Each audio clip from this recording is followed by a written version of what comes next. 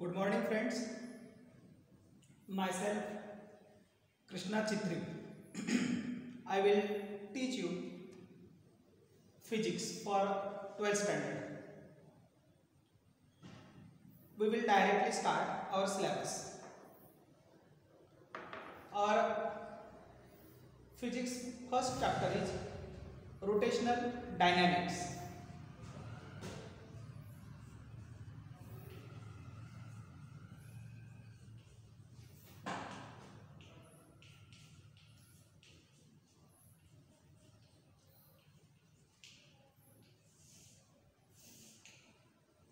This is first topic of 12th standard physics, rotational dynamics.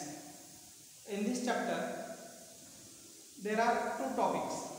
First is rotational mechanics and second is dynamics. And combining these two topics, rotational means mechanics and second is dynamics, is kinematics and dynamics.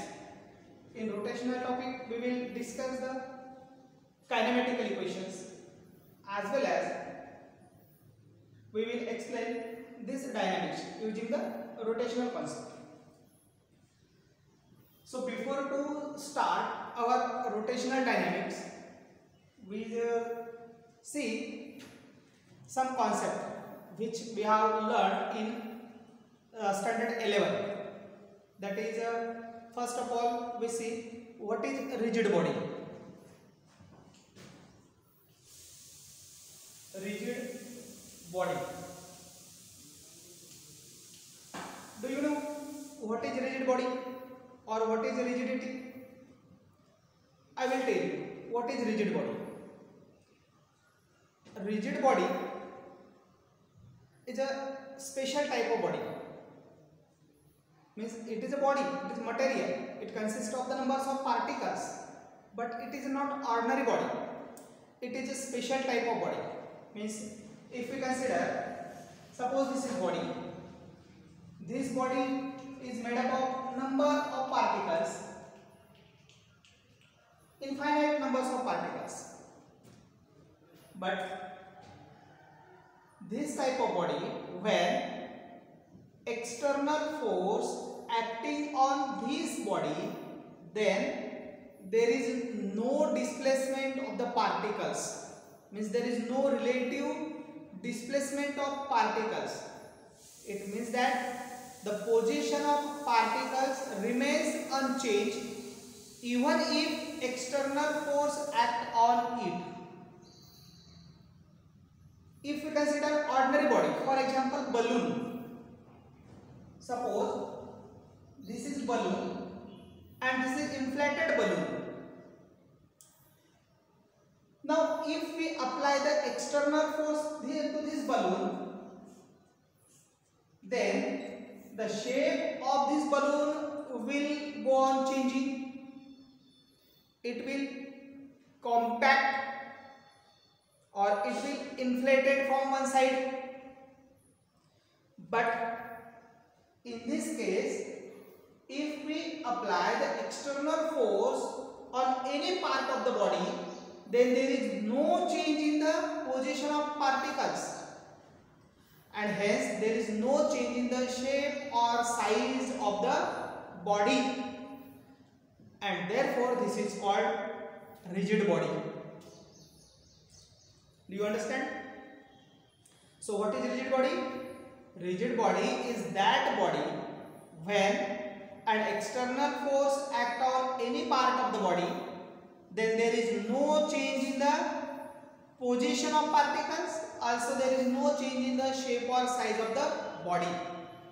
Such type of body is called rigid body, and this property of body is called rigidity.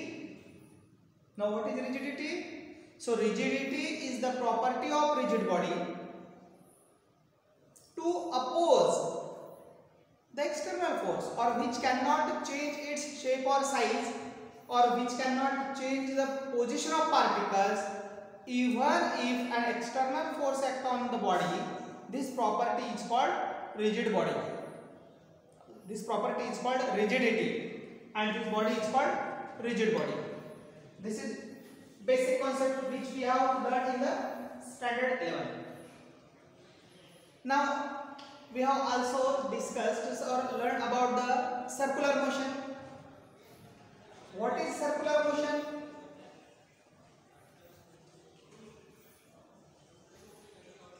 You know very well what is circular motion. There are different type of motion. Means linear motion, circular motion, rotational motion, oscillatory motion, that is vibratory motion, projectile motion. We have learned about the projectile motion also. Now here we have learned in the 11th standard that is circular motion. What is circular motion? The motion of a particle along the circumference of circle, means this type of motion along the circumference of circle is called circular motion. Circular motion is nothing but very simple. Circular motion is nothing but the motion of a particle along the circumference of circle is called circular motion. Means in this way. This is center of circle. This is radius of circle. This is radius vector. This is radius. This is center. And this is circumference of circle. Now, if any particle is supposed at point P, and if it is moving along the circumference, means this, along the circumference of the circle, then we can say this particle is performing circular motion. Right? In circular motion, the direction of radius vector always goes on changing. Magnitude of radius vector remains constant. Magnitude means radius. This radius r, this radius r, this radius r, this radius r. Means radius of this circle or radius of this circular motion is always constant. It never changes. But its direction always changes. Means continuously changes. Particle changes its position, then its direction changes. Listen. Initially particle is at this point, then the direction of this radius vector is this. When particle reaches to the point P, then direction of this radius is towards the P. When particle reaches to the point Q, then direction of radius is towards the Q. When particle reaches to the point S, then the direction of the radius towards the S. When particle reaches to the point M, suppose, then its direction of radius is towards the M. It means that in circular motion, the magnitude of radius vector, that is only radius, is always constant, but its direction is always changing. Direction of radius means radius vector. This always goes on changing. Now we can see the examples of circular motion. Simple examples. Motion of blades of the fan. Suppose this is ceiling fan and the fan is switched on, then it's swinging. It means that the blades of the fan goes on running. The blades of the fan running in the circular orbit, means it is the circular motion. Earth revolve around the sun. Moon revolve around the earth. It is circular motion. Hands of the clock. Hands of a clock. These hands are also moving in the circular orbit, means it is circular motion. Correct. Second topic again we have learned in the 11th standard, that is kinematical equations. Different kinematical equations in linear motion. Now these kinematical equations are nothing but number 1, V is equal to U plus AT, where V v is final velocity, u is initial velocity, a is acceleration, t is time. Second is s is equal to ut plus half at square. Third, v square is equal to u square plus twice as, where s is displacement. Similarly, in circular motion we can derive the kinematical equations. Only difference is that instead of this linear velocity we can write angular velocity. Instead of this linear acceleration we can write angular acceleration. Instead of this linear displacement we can write angular displacement. So it implies in angular motion or circular motion, that is omega 2 is equal to omega 1 plus alpha t, where omega is angular velocity and therefore omega 2 is nothing but the final angular velocity, omega 1 is initial angular velocity, alpha is angular acceleration. Second, theta is angular displacement, means theta is equal to omega t plus half alpha t square. Then omega 2 square is equal to omega 1 square plus twice alpha into theta. These are the kinematical equations. Analogously, in linear motion with the circular motion. Also, we have learned about the relation between linear velocity and angular velocity, linear acceleration and angular acceleration, linear displacement and angular displacement. So we discuss. So relation between linear displacement and angular displacement, that is s is equal to r into theta. Second, linear velocity v is equal to r omega. Third, linear acceleration a is equal to r into alpha. And in vector form we can write s bar is equal to theta bar cross r bar, v is equal to omega bar cross r bar, and a bar is equal to alpha bar cross r bar. These are the relation between linear terms and angular terms. Also, we have discussed about the forces in 11th standard, that is real force and pseudo force. So what are real forces and pseudo forces? Can you tell me?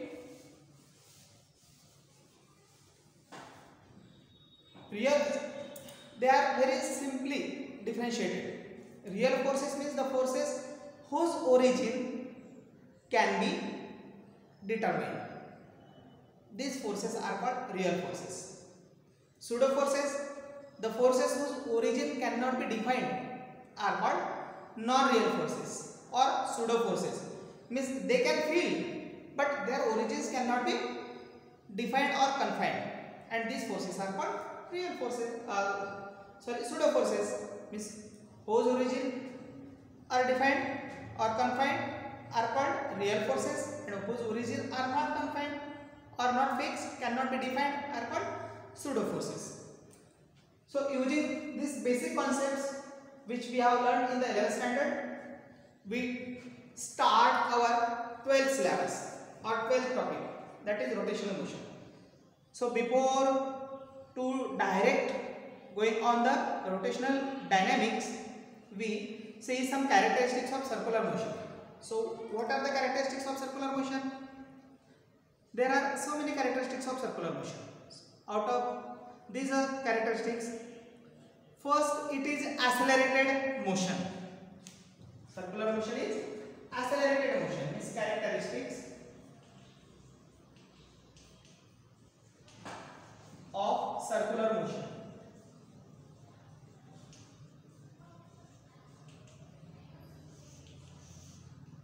Number one, it is accelerated motion. Second, it is periodic motion.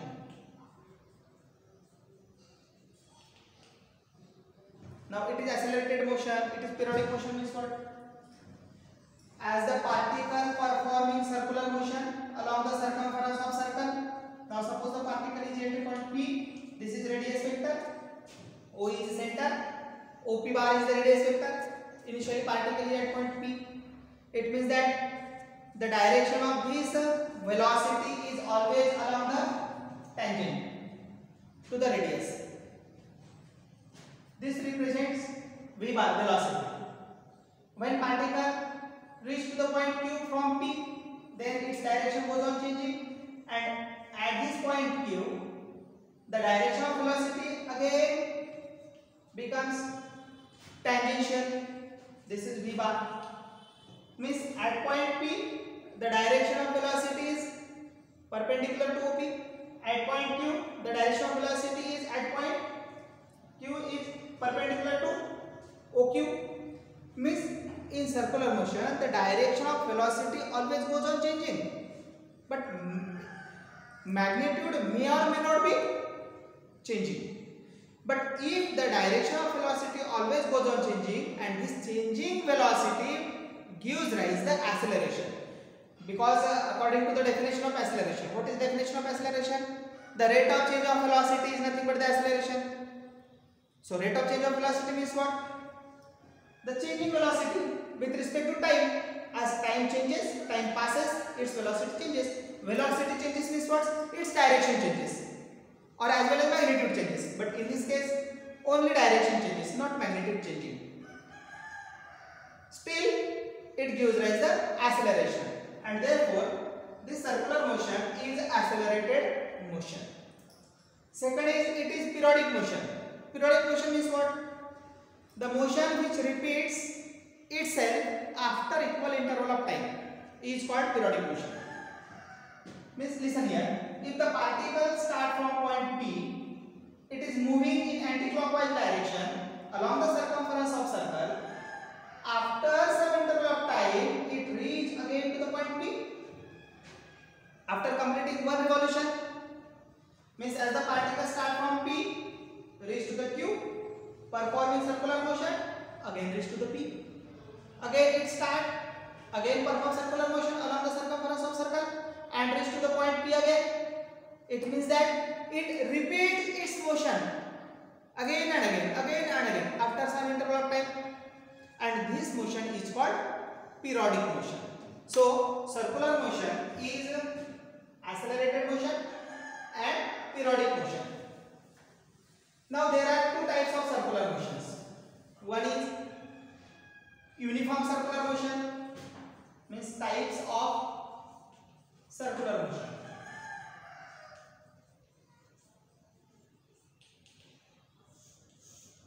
One is uniform